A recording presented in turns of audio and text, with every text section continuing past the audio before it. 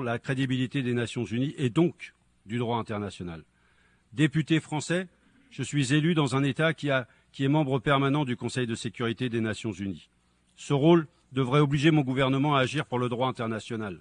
Pourtant, la France applique, elle aussi, le droit international en fonction de ses propres intérêts. Je suis le premier à le critiquer en exigeant de mon gouvernement qu'il règle, par exemple, le statut de Mayotte. Cette exemplarité est nécessaire lorsqu'il s'agit d'imposer la justice à tous. J'exige aussi que mon gouvernement s'engage sincèrement sur le droit pour le droit à l'autodétermination du peuple sahraoui, car chaque membre des Nations Unies est garant de ce droit où qu'il soit. À ce titre, le statut du Sahara occidental en tant qu'État colonisé par le Maroc ne souffre d'aucune ambiguïté. Comme je l'ai rappelé, lorsqu'il y a besoin de faire respecter le droit, pourtant l'ONU sait prendre des sanctions. Alors pourquoi ne fait-elle pas appliquer les décisions émises 3 fois par le Comité contre la torture contre le Maroc?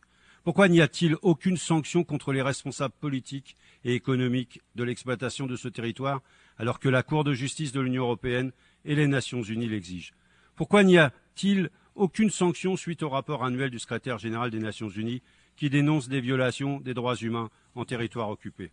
C'est cette absence de réaction qui entraîne le sentiment d'impunité du gouvernement marocain et l'émergence d'initiatives unilatérales, illégitimes et illégales des États-Unis, de l'Allemagne, de l'Espagne, visant à faire du plan d'autonomie du roi du Maroc la solution.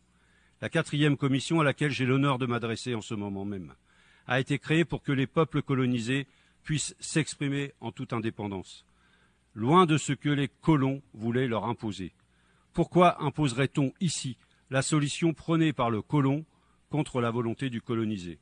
Excellences, je vous prie, dans l'urgence, de bien vouloir appeler à toutes les nations, rappeler à toutes les nations du monde que le droit ne peut pas passer après les intérêts nationaux. Sans quoi, c'est tout l'édifice multilatéral qui s'effondre. Nul autre ordre ne pourra être légitime. Je vous remercie de votre écoute.